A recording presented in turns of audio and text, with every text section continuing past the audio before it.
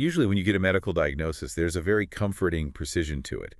You know, you get a jagged white line on an X-ray, and the doctor just points at it and says, there's a break. Right. It's totally binary, broken or not broken. Exactly. It's clean. We like things to be visible, to be neatly categorized. But step into the anatomy of the human soul, the actual spiritual landscape of who we are, and suddenly that X-ray machine is completely useless. Yeah, we are basically navigating blind. Completely blind. But what if we weren't? What if there was a literal mechanical blueprint-like, a highly detailed map for the spiritual universe? A document mapping the exact gravitational pull of a lie or the precise physical weight of forgiveness. Which sounds impossible, I know, but that is exactly what a 51-year-old South African author named Catherine Hall claims to have mapped out. And she did this in a truly extraordinary text called the Crux. It really is a staggering document, and we're going to do a deep dive into it today. So welcome, and we are so glad you are joining us for this. Yeah, we have a lot to cover.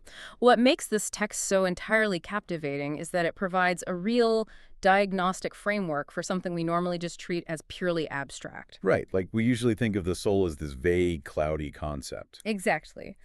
But Hall calls her framework a Mappa Mundi, a map of the world. But it is definitely not a map of continents and oceans. It is a map that centers the entire cosmos, the absolute balance of existence, on Jesus Christ, Golgotha, and the hidden anatomy of the human heart and soul. And before we get into the actual architecture of this map, we really have to talk about who is holding the pen here. Because Catherine Hall does not fit the profile of someone you would expect to write a comprehensive theory of spiritual mechanics. No, not at all. She has no formal university education. None. No advanced degrees in theology, no academic background in ancient philosophy. And yet she is writing about the fundamental laws of existence, time, and absolute truth with a level of insight that honestly rivals the most complex philosophical texts I've ever seen. Which she is incredibly transparent about. I mean, she openly states that this brilliance totally transcends her own natural capacity. Yeah, she doesn't take the credit. Right. She describes the writing process itself as a deeply physical, intense urge. It is driven by what she identifies as divine inspiration. It's a compulsion to write that literally keeps her awake at night. She is a woman deeply devoted to God and the Bible, and she experiences these truths just pouring through her, demanding to be documented. It's like she's acting as a scribe for the universe, just taking dictation on the fundamental laws of existence. That is a great way to put it. So let's look at the actual physics of this. And I say physics not in the modern, sterile sense, but in the sense of how things physically interact in the world. Right, the mechanics of it. Yeah. Hall's core premise, the absolute bedrock of her Mappa Mundi, is that spiritual reality operates on immutable laws of equal and opposite reactions. Exactly. But we must be careful not to view this as a cold science lecture. This isn't about gravity or momentum in a vacuum. So how should we look at it? This is a profound, living, moral balancing act. To understand anything that happens in Hall's text, especially the monumental events of the Crucifixion, we first have to understand the foundational pillars of her cosmos. The baseline rules. Yeah, she calls these the eternal things. And she maps them out by connecting the spiritual forces directly to human anatomy, which is fascinating. Okay, lay them out for us. She writes that truth belongs to the soul, love belongs to the heart, grace is God's love, wisdom belongs to the mind, and life belongs to the body. Hold on, let me make sure I'm wrapping my head around Hall's map here. Yeah. Because that is a very specific list. She is pairing abstract concepts with physical and spiritual anatomy. Yes, very intentionally. So truth is to the soul what oxygen is to the body. Is that how you would describe it?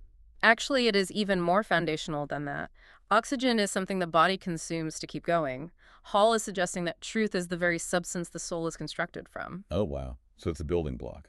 Exactly. Without truth, the soul doesn't just starve, it degrades. It loses its structural integrity completely. That makes so much sense. And love is the currency, the active beating force of the heart. Wisdom is the structural architecture of the mind.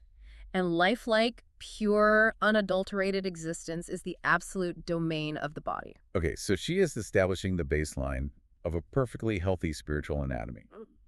If everything is functioning properly, the soul speaks truth, the heart radiates love, the mind operates on wisdom, and the body experiences life. That is the ideal state, yes. But then she introduces the conflict, because Obviously, we live in a fallen world, a broken world, so these pure, eternal forces are constantly being met with their opposites. And this is where that law of equal and opposite reactions activates, because the text pairs these spiritual forces flawlessly. Like a mirror image. Right. Love is paired against hate, sin against forgiveness, guilty against innocent, light against darkness, truth against lies, death against life. And Hall's argument is that this isn't just some poetic contrast, right? It is a literal weighted scale. It is a massive cosmic scale. So if someone speaks a profound lie, it isn't just words dissolving into the air. That lie has spiritual mass. Yes, it is a heavy, dark weight placed on the scale of human existence. And the universe doesn't just passively accept it. The spiritual law actively demands balance. It demands an equal and opposite reaction. Precisely. The universe's chaos is held together by these laws. Without them, the darkness would just simply consume everything. So for every force of darkness, hate, or lies introduced into the human experience, an equal and opposite force of light, love, and truth must be activated to overcome it. It has to restore the balance of the soul. The balance must be paid. It is an absolute requirement of existence. Okay, wait. I have a problem with the math here, though. Okay, what is it? Well, if the law is strictly equal and opposite, doesn't that create a terrible paradox? Like if I love someone deeply, if I put a massive weight of pure love on the scale, does the universe inherently demand an equal weight of hate to balance it out? Does my love actually create hate? That is the exact trap we fall into if we look at this from a neutral baseline. It's a really common misunderstanding. So how does Hall resolve that? She answers this beautifully by reminding us of the actual reality of the world. She asks in the text, and this is a quote, "Can one activate love without the opposite being reactivated, in turn being hate? Or do you hate with the same intensity as you loved?" That's a profound question. It is, and the answer lies in the current state of human existence. The world is not starting from zero. Right, it's not a blank slate. The scale is already massively tipped. The world is already incredibly heavy with hate, sin, and death. Darkness is the baseline of this worldly existence. Ah, I see. So the scale is already dragging on the floor on the side of darkness. Exactly. Therefore, Christ's selfless sacrifice, giving his life out of pure love, was the necessary equal and opposite reaction required to overcome the forced sacrifice and hate of the world. So he wasn't creating hate by loving. No, the hate was already there, completely crushing humanity. He was providing the massive, infinite weight of pure love required to finally push back against the incredible, suffocating weight of the world's hate. That completely shifts how we view morality. Good and evil aren't just these abstract, cloudy ideas floating around in our heads. They are active, heavy forces. They demand balancing. Real spiritual gravity. Yeah, if a lie is spoken, it hangs there, pulling the soul downward until truth is spoken to counteract it. If you're listening to this, ask yourself, how often have you felt the literal physical weight of a lie you haven't confessed, or the sheer physical exhaustion of carrying anger? It absolutely explains why the human soul feels so heavy when burdened by guilt. It's not just a psychological feeling, it is a spiritual reality. You are carrying an unbalanced scale. Exactly. Your spiritual anatomy is warped by the weight. The universe is demanding a reaction. It is demanding forgiveness to balance the sin. It is demanding truth to balance the lie. Which brings up a massive structural problem for humanity. How so? Well, if the universe demands this absolute perfect balance, and if we are already hopelessly weighed down by thousands of years of accumulated darkness, lies, and hate, how does God actually execute this balancing act in a chaotic, stubborn world? That is the big question. Right, because how do you get humanity to participate in balancing a scale they don't even realize they are tipping? According to Catherine Hall, the answer is profound. God sets a brilliant divine trap, a web woven entirely out of humanity's own blind aggression. Okay, let's look at how this actually plays out. The capture in the Garden of Gethsemane. Yes, this is where the web is set. It's night. Jesus is in the garden. And who comes to arrest him? It's not a formal daylight procession. It is the priests and the high priests, and they are creeping around in the dark with sticks and swords. As if you were a robber or a thief. That is the absurdity Hall points out. Right, because Jesus was known openly. He taught in the temple in the daylight. Everyone knew where to find him. Exactly. Yet the authorities approach him with weapons in the dark. Why? Because they are projecting their own darkness onto him. They are terrified. They are treating the absolute truth as if it were a dangerous criminal trying to escape. And Jesus' reaction is so perfectly attuned to the spiritual mechanics we just talked about. He asked them, "Why are you coming at me with sticks and swords?" He is pointing out the immediate hypocrisy of the scenario. But he doesn't fight back. No, he doesn't. He willingly steps into this encounter. And Hall makes a beautiful observation here about his nature. She notes that Jesus was in the habit of instantly recognizing what made people sick.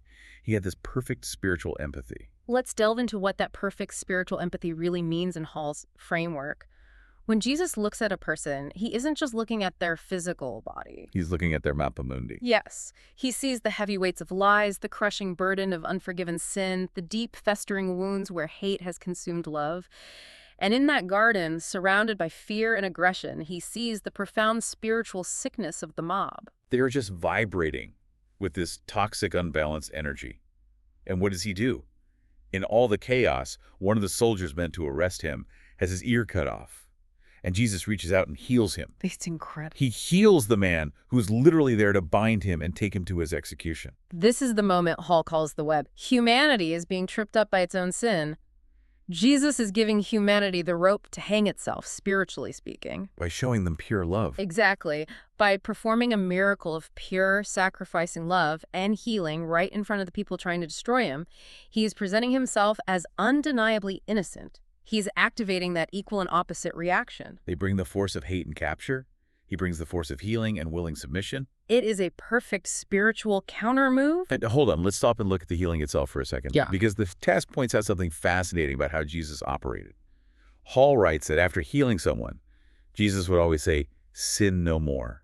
Right. So I have to ask, was he actually healing their physical bodies, or was he forgiving their spiritual souls? That is the essential question to understand Hall's anatomy of the soul. Remember the eternal pairings we talked about earlier.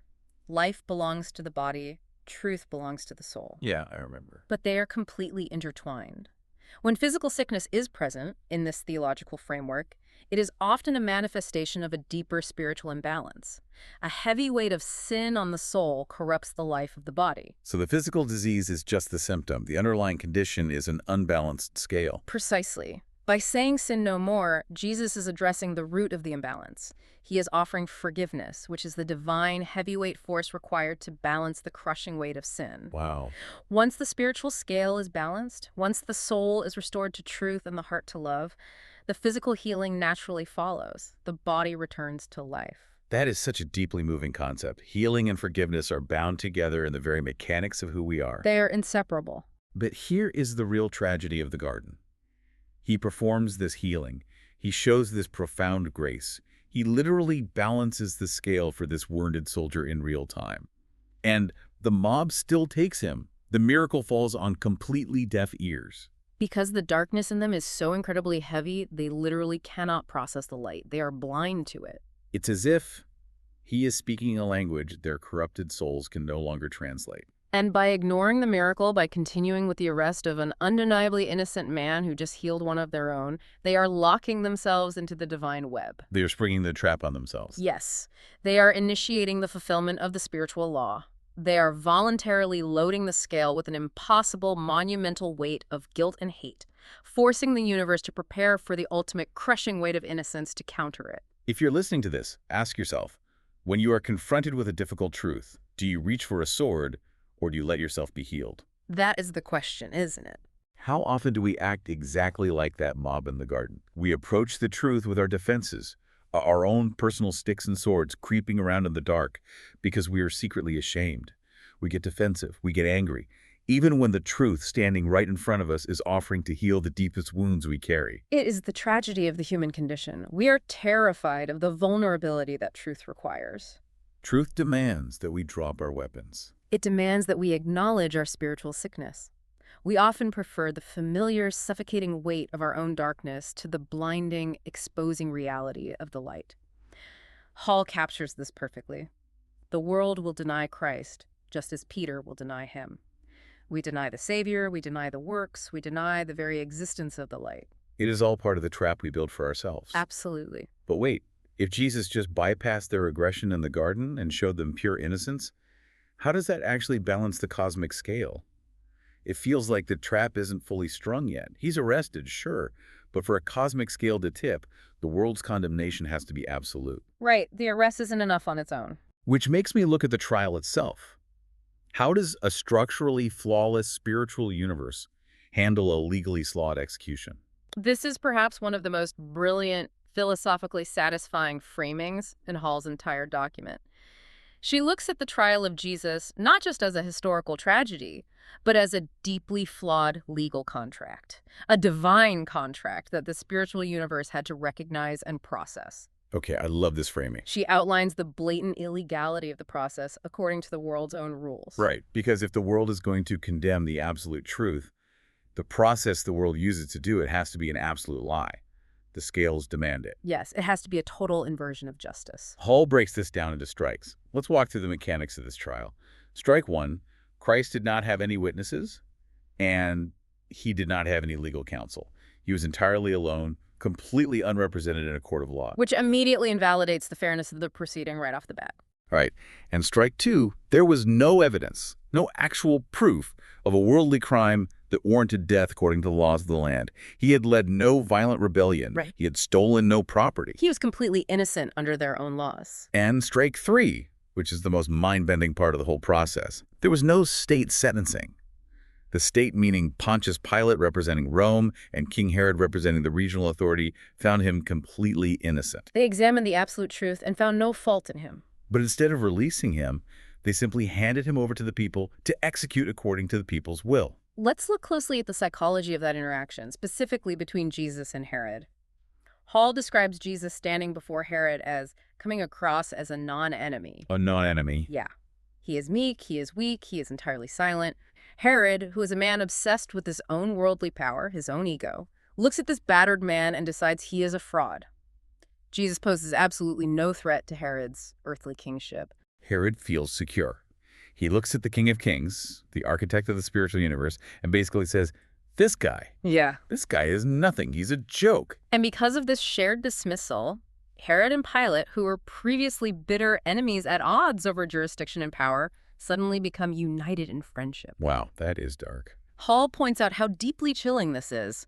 Two rulers who think they have done the right thing by their own twisted, worldly rules. They find him innocent, but they dismiss him. They literally and figuratively wash their hands of the situation. They represent the state completely abandoning its duty to truth and justice, leaving the absolute truth to be devoured by the irrational hatred of the mob. Exactly. So let's unpack the genius of what is actually happening here on a spiritual level. Jesus willingly stepped into Satan's world. He entered a domain completely ruled by lies, power, ego, and fear. He walked right into the lion's den. And instead of fighting it with overwhelming divine force instead of calling down an army of angels to just obliterate the courtroom, he played entirely by the world's broken rules. He submitted to their corrupted process. But because the process was a complete lie, no witnesses, no evidence, no legal sentencing, Jesus was essentially crucified on a legal fiction. And that is the crux of the matter. That is the divine loophole.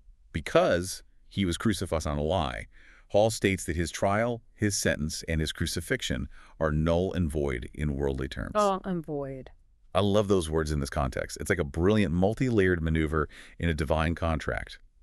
The dark forces thought they had won. They thought, we got him.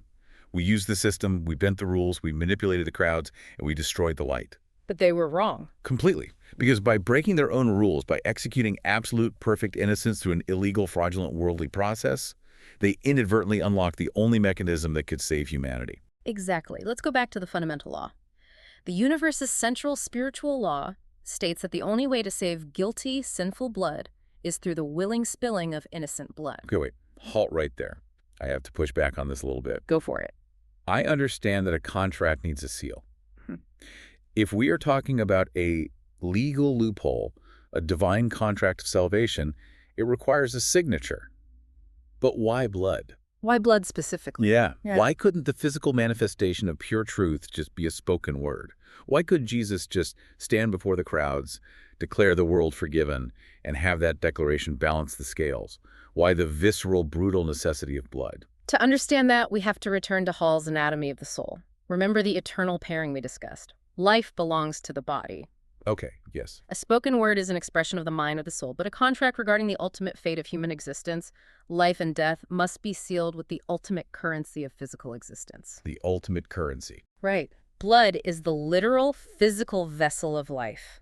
It is the heavy, undeniable substance that carries existence through the body.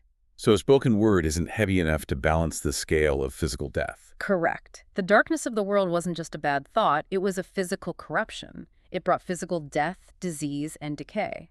Therefore, the counterweight couldn't just be a beautiful philosophy, it had to be a physical sacrifice. It had to match the weight. The spilling of blood is the absolute surrender of life. If Jesus had been truly guilty of a worldly crime, his death would have simply been the consequence of that crime. The blood spilled would have been guilty blood, holding no cosmic weight. It would just be another drop in the bucket of a dark world. Exactly. But because he was flawlessly innocent. Yes, because he was flawlessly innocent, and because the world forced this sacrifice through an illegal null and void trial, his spilled blood became the ultimate, infinitely heavy payment. It was the purest currency of life poured directly onto the corrupted earth. It's the ultimate equal and opposite reaction. The world applies the maximum possible weight of guilt and lies through this sham trial, and Jesus absorbs it all, remains silent, and responds with the maximum possible weight of innocent blood. That's beautifully put. And Hall writes something so beautiful and visceral about this. She says that as Jesus carried the cross, as he stumbled and bled on the streets of Jerusalem, he literally sanctified the ground. The physical earth itself. Yeah, the spilling of his innocent blood over the cuts on his body where he bled onto the dirt, he healed the earth itself. He carried our sins, and the contract of our salvation was sealed permanently by his blood. This moves the concept of salvation entirely away from a distant, abstract theological idea into a very visceral, tangible, physical reality. It really does. A contract requires a seal. And the spiritual mechanics Hall describes, that seal cannot be ink, it must be life. The earth itself, which had been deeply corrupted by the sins and blood of humanity since the beginning of time, was physically touched and healed by the innocent blood of the Creator walking upon it. It is so intense when you picture it that way. The trial was a fraud, a lie, and therefore the death became a ransom. It is so deeply moving when you look at it not just as a historical event, but as this profound mechanical balancing of the cosmic scales. The dark forces thought they were writing the final victorious end of the story, but they were actually just signing the contract of their own absolute defeat. They locked themselves into the loophole. Which brings us to the actual site of the crucifixion, Golgotha, the place of the skull. Because the physical arrangement of what happens next on that hill perfectly mirrors the deepest, most tragic flaws of the human heart. The visual of the three crosses is iconic, right? Something everyone recognizes immediately. Right. But Hall invites us to look much closer at the symmetry of the soul displayed there. She draws a direct, haunting psychological parallel between Jesus' closest followers who failed him and the men hanging directly beside him on the crosses. Yet this part of the text really made me stop and reevaluate everything. We have Peter and Judas, the two great monumental failures of the disciples. Hall aligns Peter directly with the liar. Peter denied Christ 3 times. He lied to save himself. He was driven entirely by self-preservation. When the heat was on, when the mob was demanding blood, he chose the lie to protect his own skin. And then we have Judas. Hall aligns Judas with the murderer. Judas betrayed Christ, handing him over to the authorities to be killed. But his motivation was fundamentally different than Peter's. Right. He wasn't just scared. No, he was driven by self-gain. He actively sold out the Son of God for 30 pieces of silver. And Hall spends some real time on the absolute heartbreak of the Judas kiss. Betrayal disguised as an act of love. She asks this incredibly piercing question. Will you betray through love? Will you betray disguised as love? It is such a challenging question to read. It really is. If you are listening to this, think about your own life.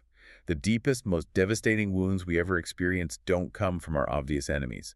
They come from the people who get close enough to kiss us. It is the ultimate perversion of the heart's currency, taking the symbol of absolute trust and using it as a weapon of destruction. What's really fascinating here is how Hall expands this concept of the Judas kiss beyond just a historical event in the garden. She writes that many people today still operate under this exact same spiritual sickness. Oh, absolutely. They will seem to love God, they will go through the motions of devotion, but through their actions, they continually betray the truth to enrich themselves. Right. They are just using it. Whatever the payment is, status, money, comfort, power, it is driven by self-love and self-preservation. People still sell out the truth to protect their own assets. They mock the concept of Jesus by constantly asking him to prove himself, to do tricks for them, to validate their own selfish, worldly desires. Like, if you really love me, God, give me this promotion. Or if you're real, make this problem go away. It's transactional love. Yes, it's the murderer's mindset disguised as devotion. And what does Jesus do in the face of this constant mocking demand for proof? Hall says he will always be silent on this matter. The truth doesn't need to perform parlor tricks to prove it is the truth. It just stands there. It endures. Or, in the case of Golgotha, it hangs there. Because at Golgotha, we see this exact same dynamic. The liar and the murderer recreated physically on the hill. Jesus is crucified exactly between two criminals, and the text explicitly calls them out. One is a thief who operates exactly like the murderer, driven by self-gain and entitlement, and the other represents the liar. The physical positioning of these three crosses is no accident in Hall's Mappa Mundi. It is the literal architecture of the soul's conflict. Jesus, who embodies absolute truth, is positioned directly in the middle. He hangs silently between the liar and the murderer. He is flanked on both sides by humanity's two greatest spiritual failings: the instinct to lie to save oneself and the instinct to destroy others to enrich oneself. It's like he is physically, bodily holding the cosmic scales. On his left and his right are the incredibly heavy, dark weights of human corruption. And there he is in the center, the pure, untainted truth bearing the immense gravitational pull of both. It is an overwhelming image. I want you, listening to this, to just sit with that image for a second. Consider how deeply this resonates with your own daily existence. How often do we oscillate between these two poles, between lying to protect our ego or our comfort, and metaphorically, or sometimes literally, stepping on others to get ahead, to gain some advantage for ourselves? We are all, in some way, represented by those broken men hanging on the crosses beside him. And this brings us to the absolute climax of the spiritual mechanics. Let's review the board. We have the foundational law of equal and opposite reactions established. We have the illegal null and void trial that provided the loophole of innocent blood. Right. And we have the absolute truth positioned perfectly in the center, flanked by the ultimate manifestations of human sin. The scene is perfectly set. The scales are loaded with the immense, crushing weight of the liar and the murderer. The tension in the spiritual universe is at its absolute peak. The question now is, how is the law actually triggered? How do we undo the knot that humanity has so tightly tied itself into? This is the moment everything has been building towards, the undoing of the lie. Let's look closely at the two men hanging next to Jesus, because their reactions to being in the direct presence of absolute truth are completely fundamentally different. Yes. Hall points out that the first thief, the one she aligns with the murderer, the one driven by self-gain, looks at Christ and demands that Jesus use his supposed worldly power to set them free. He is in agony, yes, but he is still operating entirely under the world's broken rules. He wants the physical pain to stop, he wants to escape the legal consequence of his actions, and he wants God to serve his immediate physical desires. He's basically yelling, if you are who you say you are, get us out of here, prove it. He is mocking the silence of truth. He wants a physical rescue, not spiritual salvation. He wants the body to be saved, even if the soul is rotting. Precisely. He represents the unrepentant heart that demands the universe bend to his will. But the other thief, the one Hall aligns with the liar, does something utterly revolutionary. He recognizes, despite all the blood and the horror and the mocking crowd, that Christ is innocent. And instead of demanding a physical rescue from the cross, he turns to God, asks for forgiveness for his own actual guilt, and simply asks for a space in paradise. And Hall writes this incredible, potent phrase about what this second thief actually accomplished in that moment. She says, he undid the lie. He undid the lie. It is a profound, active, mechanical action in the realm of the soul. Let's break down the deep spiritual physics of what is actually happening here. Okay, let's do it. The entire process that brought them to this hill was a lie. The accusations of the priests were a lie. Peter's denial in the courtyard was a lie. Pilate washing his hands was a lie. The entire suffocating weight of the world's condemnation of Jesus was a massive, dark lie placed heavily on the scales of justice. And this dying, guilty man, hanging in excruciating physical agony, looks at the central figure of the cosmos, looks at the battered, bleeding truth, and speaks absolute, unadulterated truth. He says out loud, publicly, against the roar of the mocking crowd, that Jesus is innocent and the Son of God. By doing so, by literally vibrating his vocal cords and speaking truth into the darkness, he provides the exact equal and opposite reaction required by the spiritual laws of the universe. Wow. He didn't just apologize for his own petty crimes. No. He stood, or rather hung in the face of the ultimate darkness, the corrupt mob, the cowardly state, the deeply flawed trial, the painful betrayal of the disciples, and he spoke the truth. He actively engaged the force necessary to balance the cosmic scale. So what does this actually mean? What does it mean for you and me navigating our own lives today?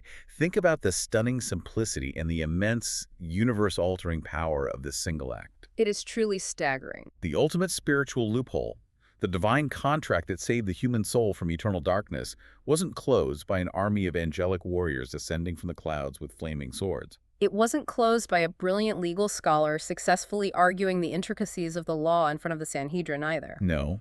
It was closed by a dying, profoundly guilty man, simply choosing to align his broken heart with the truth in his final agonizing moments. It demonstrates the terrifying and breathtakingly beautiful power of the human voice when it deliberately chooses truth. The thief told the truth publicly, and in doing so, the divine contract was fully executed. The innocent blood that had been spilled on the dirt of Jerusalem was validated by the confession of the guilty. The massive scale of the cosmos, heavily weighed down by centuries of hate and lies, balanced perfectly. And in that precise moment of perfect spiritual equilibrium, paradise was unlocked. It tells us something incredibly profound about our own spiritual anatomy. It tells us that no matter how heavy the scales of guilt are in your life right now, no matter how many desperate lies you've told to preserve your own ego, or how many times you've betrayed your own heart for some temporary self-gain, a genuine drop of truth, a genuine recognition of innocent, sacrificing love outweighs it all. The physics of the soul are not about you endlessly working to earn your way to a zero balance. You could never carry enough weight to balance the darkness of the world on your own. It is about recognizing the pure truth that has already paid the debt. Hall's Mappa Mundi is, ultimately, a map of profound hope. It shows a universe that is terrifyingly strict in its demand for balance. Yes, the immutable laws of equal and opposite reactions cannot be cheated, bypassed, or ignored. But it also shows a creator who is willing to step entirely into the crushing machinery of that universe, submit to its heaviest, darkest, most agonizing forces, and provide the exact necessary counterweight of infinite love and perfect innocence so that we don't have to be crushed ourselves. We have covered some truly incredible ground today. We journeyed deep through Catherine Hall's divine map of the world. We started by unpacking those foundational, undeniable spiritual laws, the heavy, unavoidable reality of equal and opposite reactions, where love must always counter hate and truth must always step up to balance lies. We saw how Jesus masterfully navigated the divine web, allowing humanity to trap itself with its own swords and sticks in the garden, refusing to fight darkness with more darkness, but instead offering profound healing and the simple, powerful command to sin no more. Linking the health of the body directly to the forgiveness of the soul. We explored the magnificent, multi-layered legal loophole of an entirely illegal trial. A trial with no witnesses, no evidence, and no real sentence, which rendered the worldly condemnation of Christ absolutely null and void, turning his unjust execution into a profound, blood-sealed contract that literally sanctified the very earth he bled upon. And we witnessed the breathtaking psychological and physical symmetry at Golgotha, the absolute truth hanging silently between the liar and the murderer, waiting patiently for a single, guilty, broken voice to confess his innocence, to undo the suffocating lie of the world, and to finally fulfill the law. It is a staggering, beautiful, logically flawless way to understand the actual mechanics of grace. It takes grace and moves it from a dusty, abstract theological concept into something vibrant, active, and deeply woven into the physical and spiritual anatomy of who we are. And it leaves us with an incredibly necessary personal question. Yes, if the spiritual universe strictly demands balance, if every single lie or act of darkness requires an equal and opposite force of truth and love to heal the soul, what is the lie in your own life right now? What is the hidden heavyweight pulling your own personal scale into the dark, just waiting for you to simply speak the truth, undo the knot, and unlock your own spiritual peace? That is a deeply uncomfortable but entirely necessary question worth carrying with you today. Examine your own Mappa Mundi. Where is the imbalance? Thank you so much for joining us on this profound deep dive into the THRUX. We hope you take the striking beauty and the demanding truth of these divine mechanics into your daily life. Until next time, keep exploring the depths.